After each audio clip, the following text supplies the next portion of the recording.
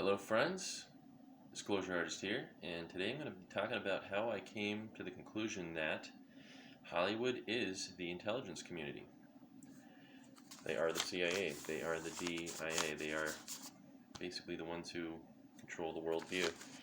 Now, if any of you remember the landmark film by Steven Spielberg, Close Encounters of the Third Kind, this was actually based on a real event and an actual exchange program that many of our leaders know about and many of them do not.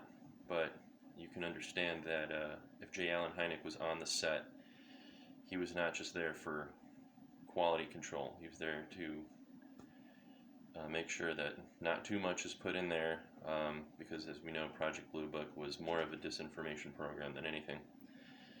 But it was an actual exchange program. 12 astronauts went to the planet Serpo, and yeah, it's amazing that after this much time, they don't even care that that's in the movie, that society knows about it that long ago. This film came out in the 70s, and to even allow us to think about those subjects in that manner is still less than 1% of what's going on, that it's safe for them to show us, which is frightening, to say the least. George Lucas, creator of Star Wars, says that he just wanted to create a good Saturday afternoon movie. I really highly doubt that, considering when he was asked to go to a private meeting at, I believe it's Disney World or Disneyland, he was sanctioned off into a group of the elites, and he was put together with Jordan Maxwell. Jordan Maxwell, if you don't know, is basically the world's oldest ufologist. He's been speaking openly about his ET contact for the last 40, 50 years. And George Lucas knew who he was. So I don't think these guys are just filmmakers. They're the guys who are allowed to tell the stories in a controlled manner over time. Same thing goes for Gene Roddenberry with Star Trek. He was directly plugged into the intelligence community 50 years ago. Everything was being exchanged between him and Silicon Valley. So that just continues into this day. Hollywood is really a big sci-fi combination of drip-drop disclosure and misinformation. Kind of there to beta test society, the way that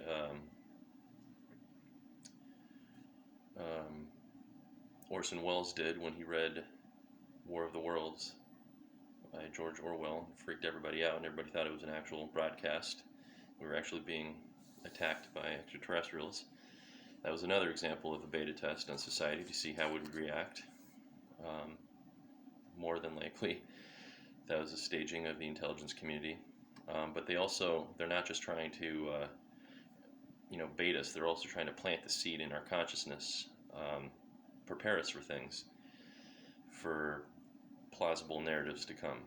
They also want to control the narrative in combination with the mainstream media, which is why movies must be dissected, in my opinion. They must be read between the lines. There's a reason why millions of dollars are spent on these products, and the art, in my opinion, is a byproduct. It's a secondary byproduct. The primary reason for all these people having all these jobs and doing all this work and spending all this money on this product is in order to control the worldview. And Hollywood is a big vehicle for doing just that. And everything, of course, goes back to the Vatican. The Vatican was involved with the landing at Holloman Air Force Base for this exchange program, where people went to Serpo and back. And it just blows my mind that public figures like Carl Sagan, they signed the report when they came back from Serpo. His signature is on the 5,000-page report, which means that he was very privy to what's actually going on with regards to extraterrestrials and humanity.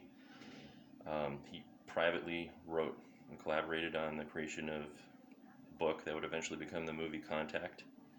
That's all private. Publicly, he never admitted UFOs, because he wanted to keep his career and his life, not to mention.